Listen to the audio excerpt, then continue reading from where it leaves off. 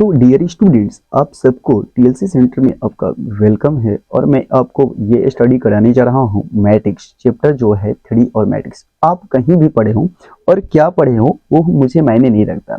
मैं आपको ये दिखा दूँ कि ये जो मैट्रिक्स चैप्टर है उसकी मैंने बेसिक को लेकर के आया है। अगर ये बेसिक आप पढ़ लेते हैं और ये बेसिक के बाद अगर आपसे क्वेश्चन नहीं बनता है या कोई क्वेश्चन में डाउट रहता है तो हमें आप कमेंट में जरूर बताइएगा कि सर आपका बताया हुआ से डाउट जरूर है। ये जो ऑब्जेक्टिव आप देख रहे हैं पूरी पूरी ये जो बेसिक देख रहे हैं आप, ठीक है, ये पूरी जो बेसिक देख रहे हैं ये बेसिक आपको एक बुक से निकाला गया है। वो आपके एनसीईआरटी बुक सहित एक आपको मैं बुक बता दूंगा, केसी सिन्हा भी बुक इसमें शामिल है। और उसके बाद तो मस्त बुक आती है, आपको डियर स्टूडेंट्स यही पढ़ना चाहिए।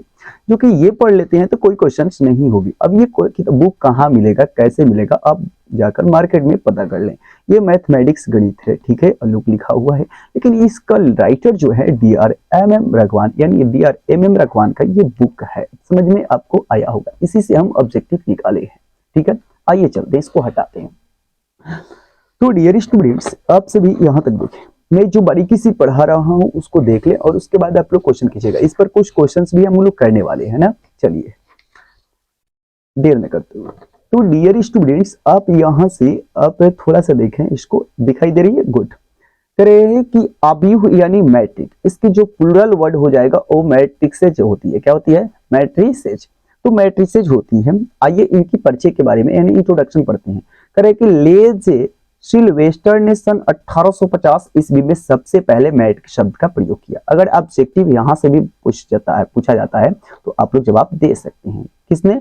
लेजे सिल्वेस्टर ने। कहा, कब? 1850 ईस्वी में। तो डियर स्टूडेंट्स, मैट्रिक शब्द का प्रयोग किया गया, लेकिन फिर शब्दों केवल शब्द खोजी गई और आर्थर कैली ने 1858 ईस्वी में मैट्रिक सिद्धांत का विस्तार कर दिया। ठीक है, यानी फॉर्मूले पर होने देता गया। ठीक है, ध्यान दीजिएगा। लेकिन मैट्रिक शब्द का खोज किसने किया था? सबसे पहले लेजे सिल्वेस्टर ने। लेकिन इसकी मैट्रिक सिद्धांत का विस्तार किसने किया था?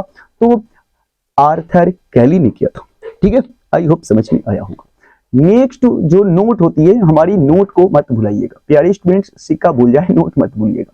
करे कि अव्यूह को आयताकार अव्यूह शब्द का प्रयोग करते हैं। अव्यूहों को आयताकार, क्या चीज? आयताकार व्यूह शब्द का प्रयोग करते हैं। ठीक है, अगला आता है अव्यूह या मैट्रिक्स की परिभाषा थोड़ा सा जान लें।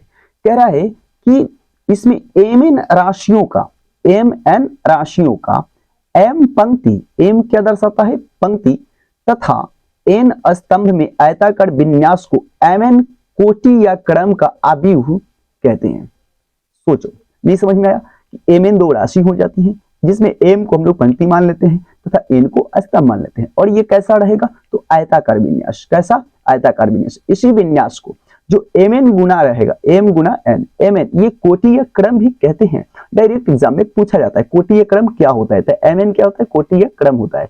और इसी क्रम को हम लोग क्या कहते हैं? अव्यूह कहते हैं। आई होप आपको समझ में आया होगा। ठीक है, इसकी पहचान कैसी होती है वो थोड़ा हम लोग देखते हैं। ये देखिए पहचान जो होती है, अव्यूह आयताकार है, आयताकार है। ओके, समझ में आपको आया? गुड। ये क्या चीज है आपको समझ में आया? ये पहली लाइन, ये दूसरी लाइन और ये तीसरी लाइन। लाइन को कौन सूचित करता है यहां आपको समझ में आएगा, ध्यान देना। ये पहली लाइन क्यों? क्योंकि ए के बगल में देखो यहाँ ए है, गुड, यहां भी बगल में ए है, यहां भी बगल में ए है। इसका मतलब हो गया 1 1 है, सॉरी 1 1 है, इसका मतलब कि पहली पंक्ति। लेकिन इसके बगल में देखो दो, इसमें भी दो, इसमें भी दो, इसका मतलब कि ये दूसरा पंक्ति है। इसमें देखो 3 3 3, इसका मतलब कि तीसरी पंक्ति है। यानी पहला जो अंक होता है ये पंक्ति को दर्शाता है। ठीक है, और ऐसे चलते हैं, ध्यान में 1 1 1। ठीक है, दाहिने साइड में 1 1 1 यानी पहला स्तंभ, 2 2 2 यानी दूसरा स्तंभ, 3 3 3 यानी तीसरा स्तंभ। आपको समझ में आया होगा। नहीं समझ में आया तो कोई दिक्कत नहीं, आगे बढ़ते हैं, समझ जाते हैं। अगर इसमें A1 की बात करूं, यहां से A11, A11 का मतलब होता है, जैसे A1 देखो ये क्या सूचित कर रहा है? इसको हम लोग I भी कहते हैं। क्या कहते हैं? I। यहाँ I भी लिखा जा सकता है और इस 1 को हम लोग J भी कह सकते हैं। ध्यान देना, ये देखो 1 निकला हुआ है I और इसको J, अर्थात हिंदी में अगर इसको हम लोग पंक्ति और इस साइड को हम लोग कहेंगे स्तंभ। ओके डियर स्टूडेंट्स, आपको समझ में आया होगा। अरे यहाँ नहीं समझ में आए तो कोई दिक्कत नहीं, थोड़ा सा आगे बढ़ो ना, बस पंक्ति और स्तंभ का ही तो खेल है। पंक्ति और स्तंभ अगर समझ में आपको आ गया तो समझो कि सब कुछ समझ में आपको आया होगा। तो डियर स्टूडेंट्स, I1 का मतलब क्या होता है, I2 का मतलब, I3 का मतलब, यानी पंक्ति पंक्ति पंक्ति, ये I1 पंक्ति पंक्ति ही है, ऐसे ऐसे ऐसे चल रही है जो पंक्ति है, ऐसे चल रही है जो पंक्ति है, आपको समझ में आया होगा। आइए इसको चलते हैं, I इसका मतलब क्या, I1 I2 I3। अब इसको देखो यहाँ से, ये J1 है, J2 है, J3 है, थोड़ा सा देख लो इसको साफ साफ से, ठीक है, शायद आपको दिखाई देती होगी। तो ये स्तंभ है 1, स्तंभ 2 और स्तंभ 3। इतना पढ़ने से आपको पता ये चला कि आई को पंक्ति कहेंगे और जे को क्या कहेंगे, स्तंभ कहेंगे, ठीक है। अगर क्षैतिज कतार में हो तो उसको क्या कहेंगे, पंक्ति। अगर ऊर्ध्वाधर स्तंभ में हो ऐसे तो हम लोग क्या कहेंगे, स्तंभ, ठीक है। 10th क्लास में आप लोगों ने पढ़ा होगा, ठीक है, कि स्तंभ और क्षैतिज किसको कहते हैं। अब यहां से देखें डियर स्टूडेंट्स, ये तो आप समझ गए कि अभी क्या होता है, पंक्ति क्या होती है और स्तंभ क्या होता है, और वह आयताकार में रहता है। लेकिन आयताकार अभी कहते किसको है, ध्यान दीजिएगा। कह कि जिसमें पंक्ति या स्तंभ समान न हो, मतलब आयत की तरह हो, पंक्ति और स्तंभ उसमें समान नहीं रहेंगे, ठीक है, ध्यान देना। इसे क्षैतिज अवयव भी कहते हैं। कौन सा अवयव, क्षैतिज, क्योंकि ये ऐसे रूप में रहेगा, लंबा नहीं दिखाई दे रहा है तो यहां देख लो, ये अवयव है, क्या है, ये अवयव है। ये देखो लंबा इधर है, लंबा इधर है, लेकिन ऐसे करेंगे तो ये लंबा नहीं है। इसमें कोई पूछेगा कि पंक्ति कितनी है, तो ये देखो पंक्ति 1 और ये पंक्ति 2। अच्छा, स्तंभ कितने हैं, 1 2 3। यहां नहीं समझ में आए तो कोई दिक्कत नहीं, को आई पंक्ति कितनी है, 2, जे कितनी है, 3। प्यारे स्टूडेंट्स, अब आप यहां से थोड़ा सा और समझ लें कि आई को एम भी कहते हैं। क्या कहते हैं, एम, ओके। जे को क्या कहते हैं, जे को एन भी कहते हैं। क्या कहते हैं, एन भी कहते हैं। ये बहुत इंपॉर्टेंट चीजें हैं, तो मेरे प्यारे स्टूडेंट्स यहां समझें। अब यहां तो 2 गो पंक्ति देख ली, और ये जो एन है 3। अब देखो यहां थोड़ा सा देखो, अवयव जो है कितने पंक्ति, 2 ठो पंक्ति। तो पहले आई लिखा जाता है, उसके बाद जे। तो पहले 2 1 2 तो पंक्ति है, पंक्ति को हम लोग आई से सूचित करते हैं, यानी एम से। तो यहाँ 2 और इसके बाद यहाँ 3।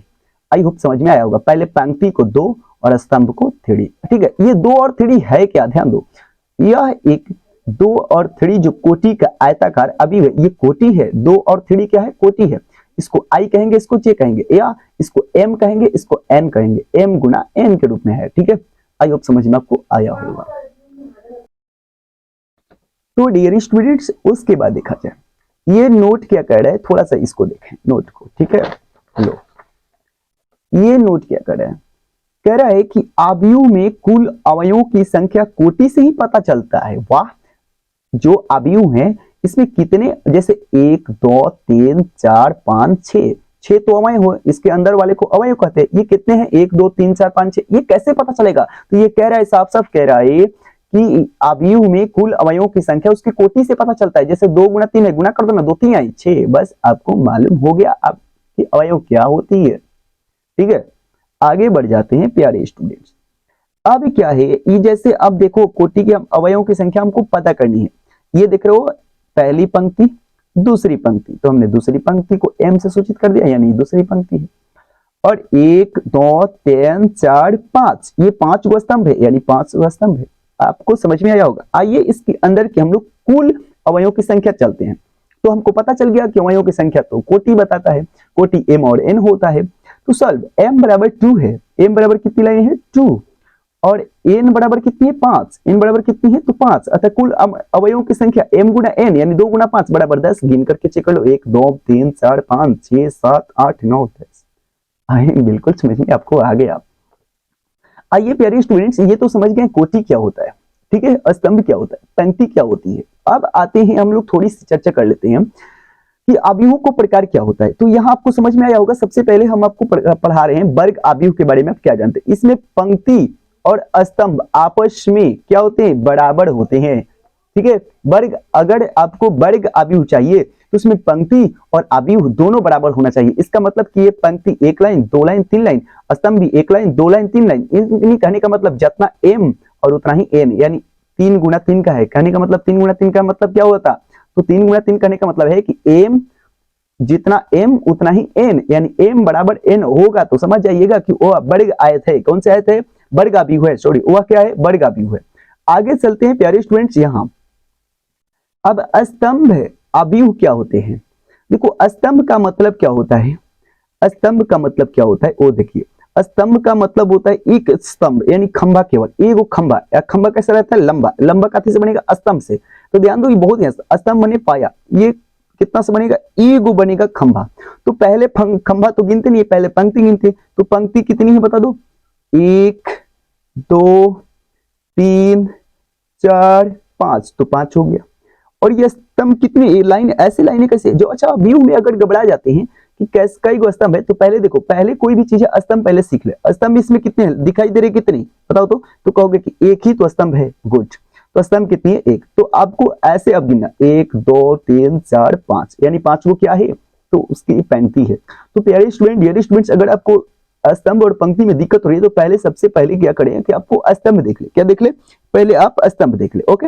आइए, ऊर्ध्वाधर अभिव्यय क्या होता है? ऊर्ध्वाधर का मतलब होता है खंभे, खंभे की तरह, यानी लंबा लंबा जो है ना वो कै ठो है। तो यहाँ देखो, एक ठो लंबा ये और एक ठो लंबा ये, दो ठो तो स्तंभ हमको मालूम चल गया। अब बात आती है, दो ठो तो मालूम चल गया स्तंभ, और स्तंभ इधर नहीं बताता है, इधर बताता है। ये स्तंभ है यानी एन, एन क्या बताता है? स्तंभ। और पंक्ति क्या बताता है? एन, एम बताता है। कौन बताता है? एम। आप समझ में आपको आया होगा, ऊपर भी समझा चुके हैं। तो डियर स्टूडेंट, ऊर्ध्वाधर का मतलब होता है खड़ा। तो खड़ा कई को 1 2 3 ऐसे कर करके। लेकिन पंक्ति से क्या होना चाहिए? कम ही होना चाहिए। पंक्ति से क्या होना चाहिए? कम होनी चाहिए। ठीक है। तो ये दो ही ठो लाइन है। तो आपको समझ में आया, दो गो है बड़, दो गो क्या है? स्तंभ है। अब पंक्ति कितनी? एक पंक्ति, दो पंक्ति, तीन पंक्ति, चार पंक्ति, यानी 4 गुना एन कोटि का हो जाएगा। ये कोटि है। एम का मतलब 4, एन का मतलब 2। आइए चलते हैं रिक्त। रिक्त कहिए या खाली कहिए या शून्य अवयव कहिए, इसमें क्या होता है? सब 0 0 0 0 0 0 0 0 0 होता है। आपको समझ में ये आया होगा। ठीक है, अगला देखते हैं। तो डियर स्टूडेंट्स, अवयव को हम लोग कैसे सूचित करेंगे? कि तो ऐसे सूचित कर सकते हैं। इसमें ये जो है अवयव को सूचित कर रहे हैं। ठीक है, क्या है? अवयव को सूचित कर रहा है। ऐसे भी हम लोग छोटा कोष्ठी से भी दर्शा सकते हैं और ऐसे भी दर्शा सकते हैं, लेकिन ज्यादातर आपको बुक में यही दर्शाया गया है। कौन सी? ये दर्शाया गया है। ये वाले और ये वाला नहीं दर्शाया गया है। ओके, आगे बढ़ते हैं। अब आते हैं थोड़ा सा और प्रकार। विकर्ण अवयव क्या होते हैं? विकर्ण अवयव क्या होते हैं? तो विकर्ण का मतलब आप लोग जानते हैं कि तो ऐसे, नहीं तो ऐसे, तो ऐसे या ऐसे, बस अंक रहना चाहिए, कोई भी अंक रहना चाहिए। ये देखो 1 3 5 क्या है? अंक है, बाकी सब क्या है? शून्य है। तो ये विकर्ण अवयव आपको होगा। अब कोई पूछेगा कि विकर्ण अवयव कहते किसको है? तो विकर्ण अवयव में अन्य अवयव जो होगी, विकर्ण को छोड़ करके अन्य अवयव शून्य होनी चाहिए। क्या होनी चाहिए? शून्य होनी चाहिए। अगला आता है अदिश अवयव। अदिश अवयव, अदिश अवयव, अदिश का मतलब होता है कोई सेम अंक। क्या होना चाहिए? सेम अंक। तो डियर स्टूडेंट, सेम अंक होना चाहिए। कौन से अंक? सेम अंक। तो अदिश का मतलब होता है सेम, एकदम इक्वल, एक जैसा। तो देखो विकर्ण के रूप में, कौन से रूप में? विकर्ण के रूप में। विकर्ण के रूप में केवल दो है। क्या है? 2 2 2 2, या 3 3 3 3, 5 5 5 5, 6 6 6। अदिश का मतलब ये होता है। ओके, समझ में आपको है? विकर्ण क्या हो? अदिश हो, एक जैसा हो। ये आपको समझ में आया होगा। लेकिन अगर प्यारे स्टूडेंट्स, ये इंपॉर्टेंट होती है, इसको हम लोग आई से सूचित भी, हाँ सॉरी नहीं, आई से नहीं, आई वाला हम बता देंगे। ठीक है प्यारे स्टूडेंट्स, उसमें क्या होता है, मेरी बात समझो। जो यहां देखो, ये भी विकर्ण के रूप में है, सब विकर्ण पर समझा रहे, ये विकर्ण के रूप में। इकाई या तत्समक अभी, तत्समक का मतलब होता है 1, इकाई का भी मतलब होता है 1। अगर विकर्ण के रूप में 1 1 1 1 1 आए तो समझ जाइएगा कि इकाई या तत्समक है। विकर्ण के रूप में 1 लिखा गया हो, अंक की इकाई का स्थान क्या है? 1 है, अतः यह तत्समक है। लेकिन डियर स्टूडेंट्स, एक चीज आपको छोड़ दिया गया है इसमें, शायद इधर बताया गया है का नहीं, मेरी बात समझो। उसमें क्या होता है कि अगर अवयव कोई बना रहे हैं, ठीक है, अवयव अगर बना रहे हैं, हर जगह क्या हो? हर जगह क्या हो? 1 1 लिखा हो।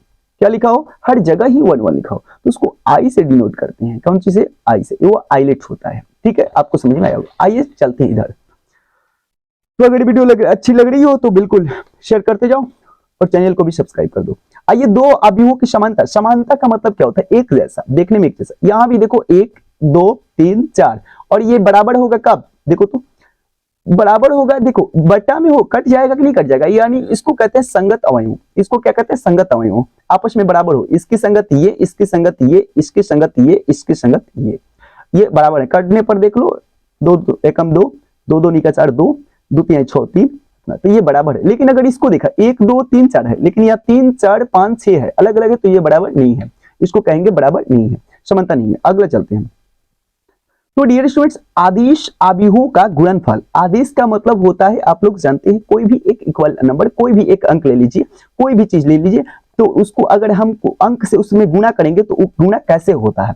आइए अदिश से, मान लिया कि ये अदिश ए आई जे एम एन गुना है, तो के से गुणा करना है, तो बस के से का एम ए का मतलब ये वैल्यू है, तो इसी में क्या से गुणा करना है, कथी से करना है, ए से, के से करना है, तो के में ए से गुणा कर दिए, तो के इसकी वैल्यू में अगर बात करें के से, तो अंदर की के से गुणा हो जाएगा, इसके मतलब कि सब से के से गुणा होगा। नहीं समझ में आ रहा है तो यहाँ देखो उदाहरण, एक उदाहरण, ए का मान इतना ले लिया है, इसमें 2 से गुणा करना है, तो 2 3 आई 6, 2 5 10, 2 एकम 2, 2 0 0, 2 1 2, 2 2 निका 4। आइए अब समझ में, यानी सभी अवयवों से गुणा होता है, अदिश गुणनफल भी सीख गए। अब चलते हैं यहाँ देखें, अवयव का जोड़ या घटाव इसी तरह से समान कोटि के साथ संभव होता है। जोड़ करना है या घटाव करना है, सबका संगतिया साथ साथ में रहेगा तभी तो होगा ना, यानी कोटि क्या होनी चाहिए, समान होनी चाहिए। इन्हें की पंक्ति 6 गो है, स्तंभ, इसी का पंक्ति 6 गो है, स्तंभ 3 गो है, पहले उसका पंक्ति 5 गो है, इसका स्तंभ 3 गो है, तो ऐसे जोड़ घटाव कैसे होगा भैया, सबका आपका समान होना चाहिए। अगला आता है, अवयव का जोड़ या घटाव संभव है, इसे समविन्यासी कहते हैं। अगर संभव है तो समविन्यासी, यानी कहने का मतलब है, सॉरी, तो ये भी समझ में आपको आया होगा। तो प्यारे स्टूडेंट्स, ये भी समझ में कि अवयवों को कैसे निकाले, तो वो तो अवयव जो निकल रहा है वो आपको कोटि से निकल रहा है, कोटि को गुणा कर दें, अवयव कुल पता चल जाएगी। और जब भी अदिश से गुणा करते हैं वो भी समझ में आपको आया, जोड़ घटाव भी समझ में आपको आया होगा।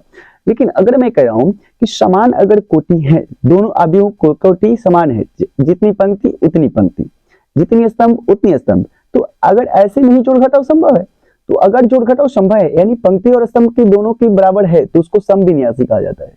लेकिन अवयवों का जोड़ या घटाव संभव न हो, इसका मतलब कि इसे असमविन्यासी कहते हैं। इसका मतलब क्या हुआ, इसका मतलब क्या हुआ यह कि कोटि समान न रहने पर ऐसा होता है, कोटि समान नहीं रहेगा।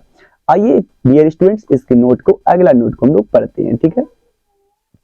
क्या कह रहा है कि अवयव का जोड़ या घटाव क्रम विनिमय नियम हो, साहचर्य नियम हो, आदिश गुणनफल का बंटन, आदिश गुणनफल का बंटन तथा निरसन का नियम पालन करता है, ठीक है। आदिश गुणनफल का बंटन का मतलब समझते हो कि नहीं समझते हो, बिल्कुल समझ में आपको आया होगा।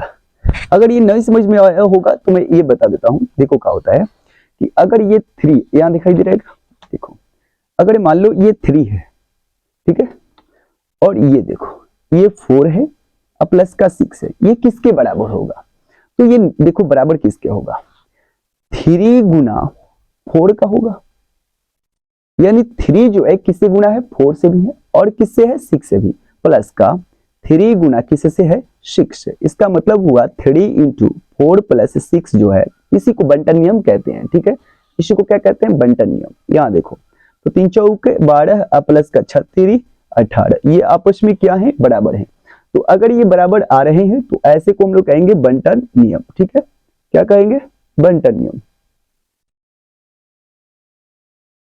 ठीक है, इसको कहते हैं बंटन नियम। देख लिए, आगे की ओर चलते हैं, ठीक है।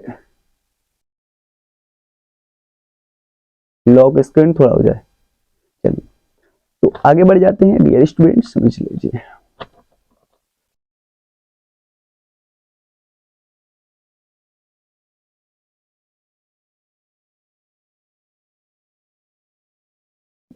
हाँ दिखाई दे रहा है आपको, बिल्कुल।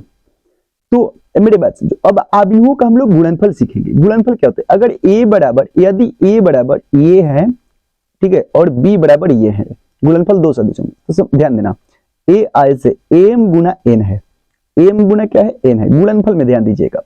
और गुणनफल में बहुत मेन चीजें होती है, उसकी कोटि पहले ही पता कर लीजिए कि कोटि उसकी क्या होने वाली है। तो m गुना n की कोटि है, और b में देखो n गुना p की, हम अलग अलग लिख दिए हैं। तो इसमें m है, इसमें n है, इसमें n है और इसमें p है। तो मेरी बात समझो, देखना, ध्यान देना क्या क्या होती है, इसकी पहला और इसकी अंतिम क्या है, m और p, m और p, यानी इसकी पहली और इसकी अंतिम, यही आपकी कोटि मिल जाती है। m और p कोटि की क्या बन जाएगी, आपका अवयव बन जाएगा, m गुना p की बन जाएगी। आपको समझ में आया होगा। अब ध्यान दो, अवयव का जो गुणा होता है ना, वो क्या होता है, आपस में कोटि संभव रहेगा। कोटि पर क्या होता है, संभव होता है। असमान क्या होता है, असमान कोटि पर भी संभव है। अगर कोटि उसकी समान नहीं है, अलग अलग है, देख रहे हो ना, अलग अलग है, तो भी क्या होता है, गुणा संभव होता है। इसलिए थोड़ा हार्ड लगता है, मेरे बात समझो, मैं सिखा रहा हूँ। ध्यान दो, अगर ए, यदि ए बराबर ये है और बी बराबर ये है, इसकी कोटि क्या है, एक लाइन, दो लाइन, 2 गुना 3। इसकी कोटि क्या है, 1 और 2। पहले पंक्ति गिन लो, 1 2 3, 3 गो पंक्ति है, तो लिख दो इसको 3 पंक्ति। ठीक है, स्तंभ कितने हैं, 1 2, इसको लिख दो 2। अब तुमको पता भी चल गया कि इसके जो गुणनफल का जो आंसर आने वाला है, उसी में ज्यादा डाउट होता है। जो आंसर आने वाला है वो क्या है, तो वो होता है यहाँ 2 और यहाँ देखो 2। यानी कहने का मतलब है कि इसका आंसर जो आएगा कोटि 2 और 2 का ही बनेगा। इसमें 2 पंक्ति और 3 स्तंभ है। इसमें देखो 1 2 3, 3 क्या है, पंक्ति है, और 2 क्या है, स्तंभ है। आपको समझ में आया होगा। लेकिन आपको पता चल गया कि इसकी आंसर जो आएगी वो किस कोटि में आएगी, तो 2 और 2 का, इसकी पहला और इसकी अंतिम। ये बहुत इंपॉर्टेंट होता है, तो 2 और 2 का ही बनेगा। ठीक है, मेरी बात समझो। अब चलते हैं गुणा होती कैसे है, ये भी देखो। अब ये एक चीज यहां से पढ़ लीजिएगा कि पंक्ति का जो गुणा होता है वो स्तंभ के साथ होता है, और पंक्ति का गुणा स्तंभ के सभी अवयवों को जोड़ते रहें। क्या करें, जोड़ते रहें, गुणा करते रहो और जोड़ते रहें। ठीक है, आगे चले। तो आइए मैं करता हूं। तो डियर स्टूडेंट्स, अगर मैं इस पंक्ति से गुणा करूं, ठीक है, और तुमको तो पता चल गया कि कोटि दो ही होती है, मैंने यहाँ और यहाँ, फिर यहाँ और यहाँ, 2 ही ठो। ठीक है, देखो 1 2, ठीक है, 2 ही को, 2 2, माने पंक्ति कितनी, 1, पंक्ति कितनी, 1 2, स्तंभ कितना, 1 2। देखो पंक्ति कितनी, 1 2, स्तंभ कितनी, 1 2। देखो m गुना n आया कि नहीं है, 2 गुना 2 आया। आइए गुणा सिखाते हैं, पहले समझिएगा। प्यारे स्टूडेंट्स, 1 में किसी से गुणा करेंगे। देखो ये पहला पंक्ति हम चालू करें हैं, ठीक है, कौन सी पंक्ति चालू करें, पहला जो है पंक्ति चालू करेंगे, और पंक्ति के साथ किसका होगा, स्तंभ से। पहला पंक्ति किससे, स्तंभ से। फिर अब देखो यहां से, जब फिर पहला पंक्ति दूसरे स्तंभ से, काम हो गया। फिर अब देखो यहाँ दूसरी पंक्ति पहले स्तंभ से, फिर दूसरी पंक्ति दूसरे स्तंभ से, ऐसे गुणा किया जाता है। फिर से समझ लो, पहला पंक्ति स्तंभ, यानी पंक्ति में स्तंभ से गुणा। तो 1 में किससे गुणा होगा, 7 से। तो क्या हो गया, नहीं नहीं नहीं नहीं, पूरी पंक्ति और पूरा स्तंभ ले लेना है प्लस में, जोड़ते जाना कह रहे हैं। 2 से गुणा किसमें, 9 से। हो गया क्या, नहीं नहीं नहीं, अभी जो हो गया 3 गुना 11, ये हुआ हमारा काम। अब इसी से, अभी वो भी तो स्तंभ है ना भाई, उससे गुणा कर लो इसी से। तो अब अलग साइड है, तो अलग साइड यहाँ बढ़नी है। 1 में किससे, 8 से, जोड़ते जाना। 2 में किससे, 10 से। 3 में किससे, 12 से। यानी पंक्ति की जितनी अवयव हो, टोटल स्तंभ की अवयवों से गुणा होता है और जोड़ते जाता है, जोड़ा जाता है। बोलो समझ में आपको आया। पंक्ति की जितनी अवयव हो और स्तंभ की जितनी अवयव हो, उनसे गुणा करना है और जोड़ते जाना है। जैसे ये इसका दोस्त, तो अब किसका दोस्त, ये इसका दोस्त, जोड़ दिया जाएगा। फिर ये इसका दोस्त, तब तो काम कंप्लीट हुआ। तो ऐसे हम लोग गुणा करेंगे, कंप्लीट करेंगे। तो ये 58, कंप्लीट करेंगे 64, कंप्लीट करेंगे 139, कंप्लीट करोगे 154। और आपको कोई सी ने पूछा कि कोटि क्या होगी, तो 2 गुना 2। ऐसे तो कोटि आपको पता ही चल गई, पहले ही चल गया। ऑब्जेक्टिव में पूछा जाएगा अवयवों की कुल संख्या कितनी होगी, तो आपको पता ही चल गया 1 2 3 4 ही होगी, क्योंकि कोटि आपको पता चल गया, 2 दूनी 4, तो अवयवों की संख्या 4। अब आपको समझ में आया होगा। आइए चलते हैं थोड़ा सा आगे की ओर बढ़ते हैं। डियर स्टूडेंट्स, कोटि आपको चला गया, m गुना n 2 गुना 2 का होगा। एक अवयव पर लागू होता है, जब एक अवयव डालेंगे तब। सूत्र देखिए, समित अवयव के लिए। समित किसको कहेंगे, अगर मान लो कोई अवयव दिया गया है और उसका हम अगर परिवर्त निकाल रहे हैं, क्या निकाल रहे हैं, परिवर्त, तो अवयव निकालने के बाद भी परिवर्त अगर सेम रहता है तो उसको क्या कहते हैं, समित अवयव। लेकिन अगर उसका मान लो परिवर्त, हम कोई अवयव दिया गया, उसका हम परिवर्त निकालते हैं, और परिवर्त निकालते हैं, पता करते हैं कि वो वाला अवयव के बराबर आ रहा है, नहीं माइनस ना रहा है, तो समझो कि समित अवयव। फिर समझ लो, अगर कोई अवयव है तो उसका सबसे पहले हम लोग क्या निकालेंगे, परिवर्त। ये पहले निकालेंगे परिवर्त, और परिवर्त निकाल करके चेक करेंगे क्या वो उसके बराबर आ रहा है, अगर हाँ तो समित। अब परिवर्त निकालेंगे, क्या उसके बराबर आ रहा है, उसके बराबर नहीं आ रहा है, ओ तो चलो माइनस में आ रहा है, तो हाँ तो समझो विषम समित अवयव। समझ में आया, गुड। यहाँ देख लेते हैं, दो अवयवों पर लागू सूत्र।